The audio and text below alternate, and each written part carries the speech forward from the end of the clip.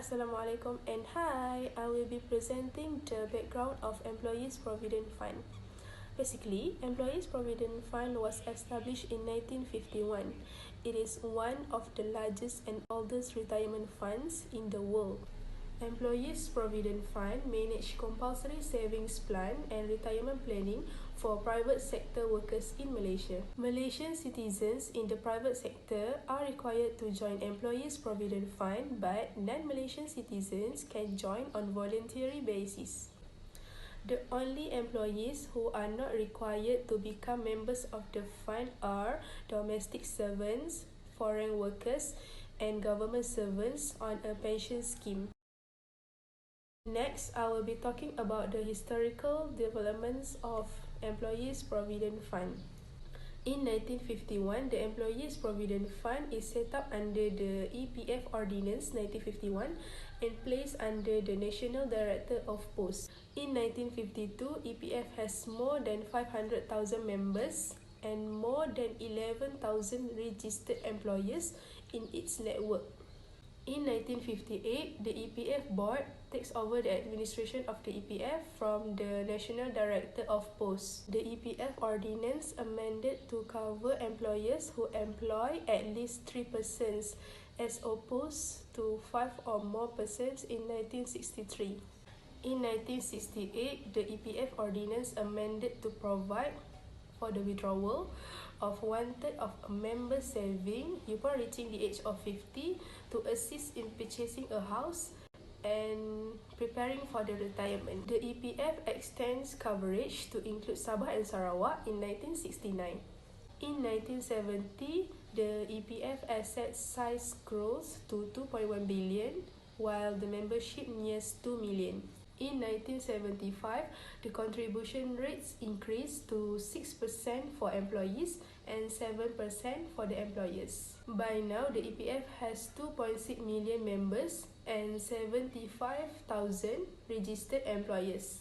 In 1977, the EPF ordinance amended to increase employers' contribution rate, allow the self-employed the option to contribute to the fund, and allow the members to withdraw up to 10% of the purchase price of a low-cost house from the savings. On 22nd July 1982, the EPF Ordinance 1951 becomes the EPF Act 1951. In 2000, the EPF introduced the Education Withdrawal Scheme and the Pensionable Employees Withdrawal Scheme.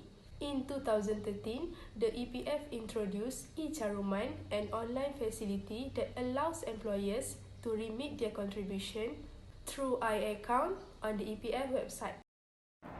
Next, the objective of Employee Provident Fund. Employee Provident Fund (EPF) is to ensure employees in private sector are financially secure after retirement.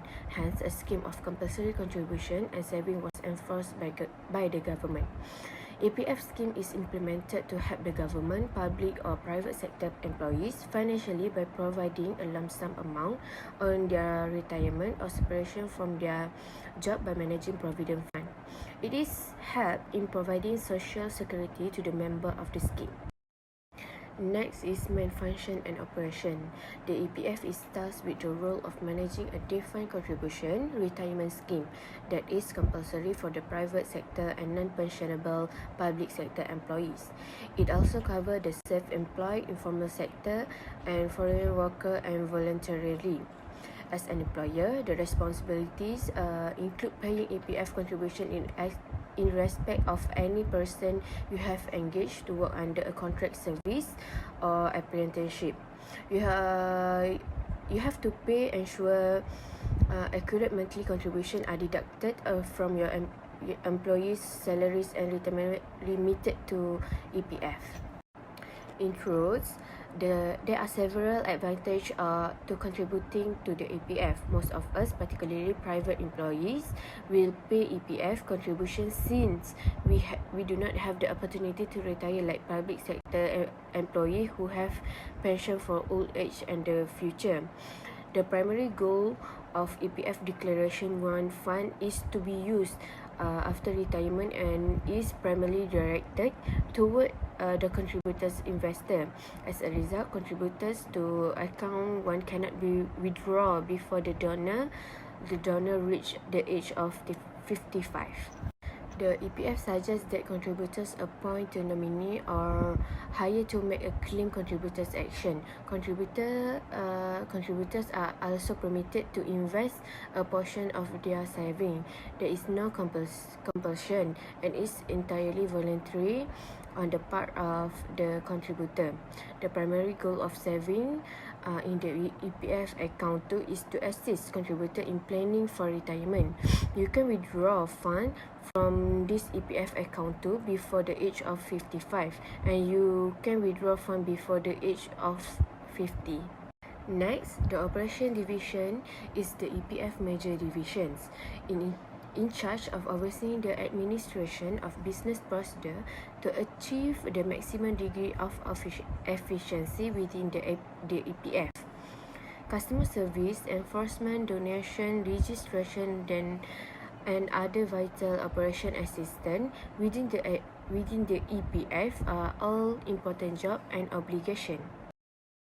Hi and Assalamualaikum. I'll be presenting about the services that provided by Employees Provident Fund, which is EPF. The service that they provide to safeguarding the employees' future are the entitlement, conventional and Sharia, also the investment and dividend. As an EPF members, they have the options of selecting one or more of the following benefits. First, the accounts one saving top-up. The topper may voluntarily make additional contributions to their spouse or family members' EPF accounts using this facility. After that, as long as they meet the criteria, EPF members are eligible to register for EPF Hajj registration. Furthermore, EPF savings are intended to be used for the retirement. This savings is made up of both of the members and employers. The members will contribute 11% and the employers will contribute 12% or 13% of the salary. Other than that, 5,000 ringgit Malaysia benefit is paid to the members who are eligible and already have made an incapacitation withdrawal. When an EPF member dies, the benefit of 2,500 ringgit is paid to the member's dependent or next of kin, which is subject to EPF approval. EPF contributions are tax deductible up to a maximum of 4,000 ringgit Malaysia, subject to periodic government amendment, excluding of exemptions of life insurance premium. Each member has the options of keeping their account under simpanan conventional, where their savings will be managed and invested conventionally, or switching to simpanan syariah, where their saving will be managed and invested according to syariah principle. Why simpanan syariah? It is provide a means for Muslim members to have Sharia compliant retirement savings for their consumption and to ensure the member savings are not used for purpose that violate the Sharia principles. It is also to allow the member upon death to provide a halal fund to be distributed as inheritance to their heirs. In order to ensure that the member receive dividends each year, the EPF invests in a diverse portfolio. And to ensure the security of EPF member savings, the EPF guarantees a minimum dividends of 2.5% through the approved investments. An annual dividend payout is credited to conventional accounts based on savings as of January 1st of each year. Dividends are calculated on daily aggregate balance basis. I will explain about the difference between Islamic and conventional operation for EPF. Firstly, in Sharia savings, they are subject to akad simpanan Syariah based on wakalah contract, but conventional saving not applicable to it. Next, for dividend rate, Sharia savings dividend rate is based on actual performance of Sharia compliant investment, while conventional saving dividend rate is based on actual performance of the conventional investment, which include non-Sharia compliant and Sharia compliant investment, and also subject to the minimum dividend of 2.5% as mentioned before.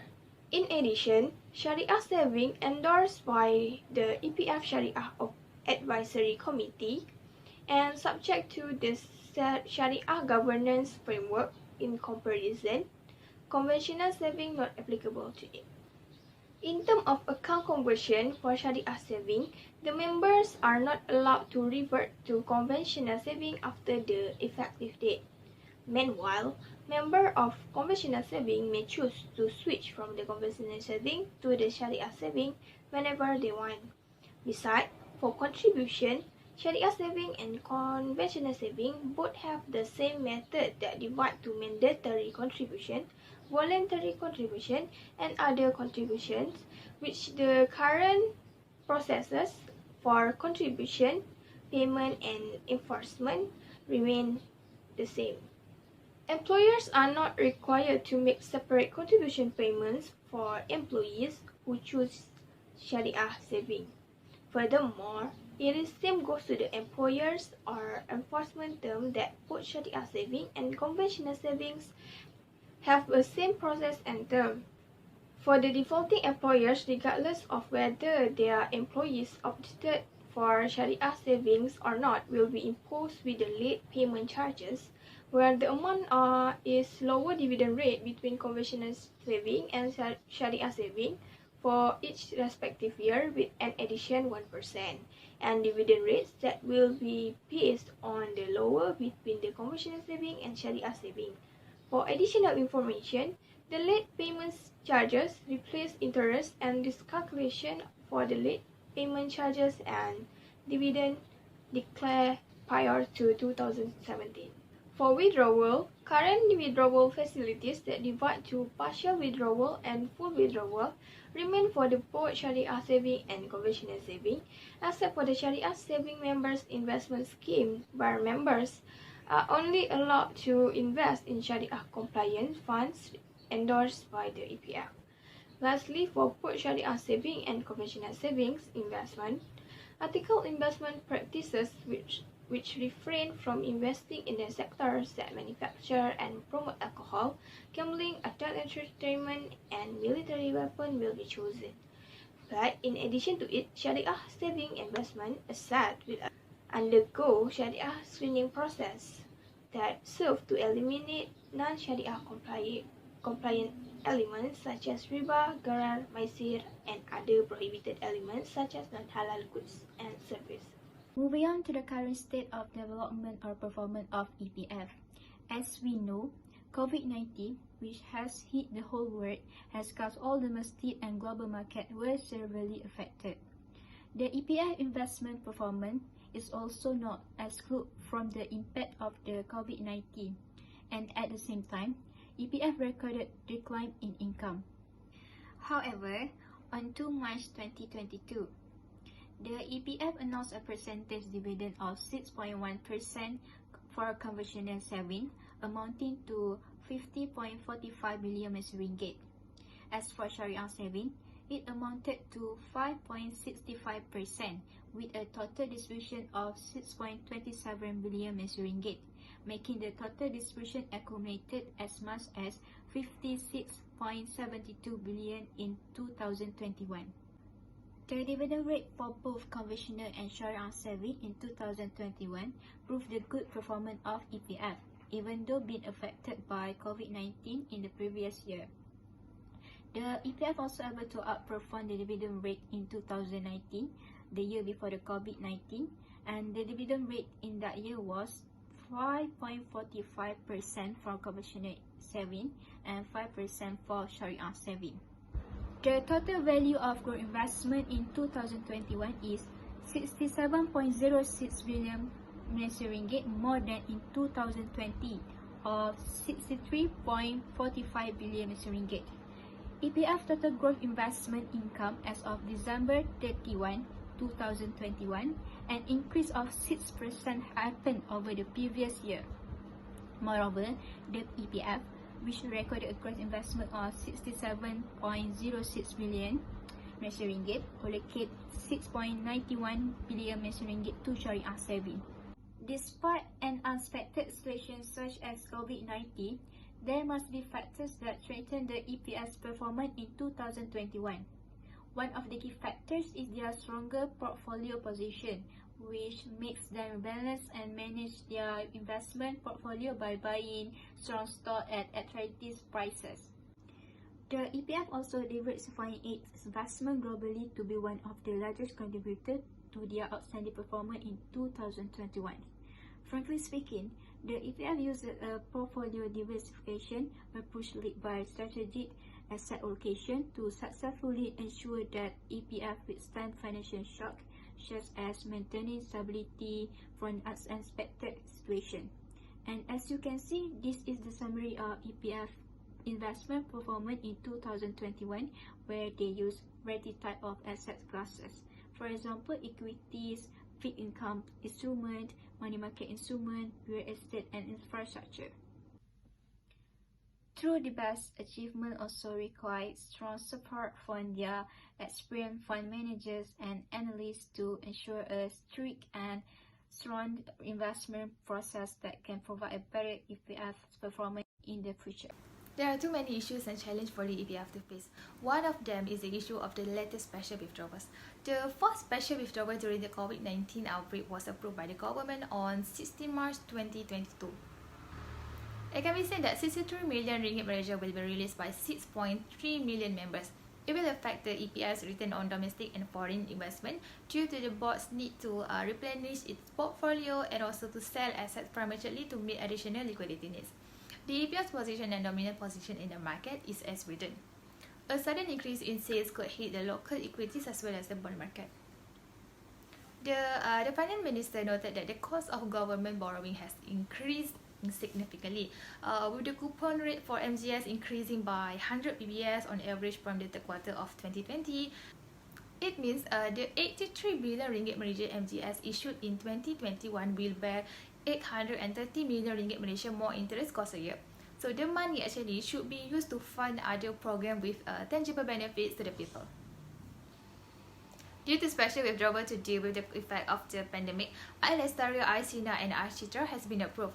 This special withdrawal were about 73% or 3/4 of members will face new challenge where they do not have sufficient funds to retire above the poverty line. Estimates show that they will have to work an additional 4 to 6 years to reboot the withdrawal made today. While it provides relief, it also has a detrimental effect where 6.1 million members have less than 10,000 ringgit and 3.6 million members will have less than 1,000 ringgit. This leaves them vulnerable and not covered for their retirement. In the face of this, the EPF said future special withdrawals need to be carefully considered by each member. The second challenge is to protect employees. EPF members are just a little over half of the total workforce. The rest do not even have pension coverage at all. Most of them are self-employed or from the informal economy. They are not mandated to contribute to the EPF. So, a new agenda needs to be put in place to expand pension protection. One of the options is for the government to subsidize low-income self-employed workers as is done in Indonesia, Vietnam and China. In Malaysia, the government has launched a One Malaysia retirement savings schemes to ensure that they reach a certain level of savings when they reach retirement age. Members who save under this scheme will receive a government contribution of 15% on the total contribution. However, the participation rate of this scheme is quite low. In 2017, only 1.2% informal sector workers participated in the program, or about 90,599 of them. The final challenge is low gross replacement rates. There are three main reasons why it happens. First, there are leakages before the official withdrawal age. As we know, withdrawal is allowed prior to retirement, especially for buying a house, for health, and also for education expenses. Second, the density of contribution is not 100% for many workers, meaning that they are not able to contribute every year. This is one of the reasons behind the large difference between the total account and also for the active accounts. Next, the majority of EPF members get low salary. The average salary of workers in Malaysia in 2020 was around 290 ringgit Malaysia, and it varies depending on the education level, the employment sector, and also especially between urban and rural areas. Thank you.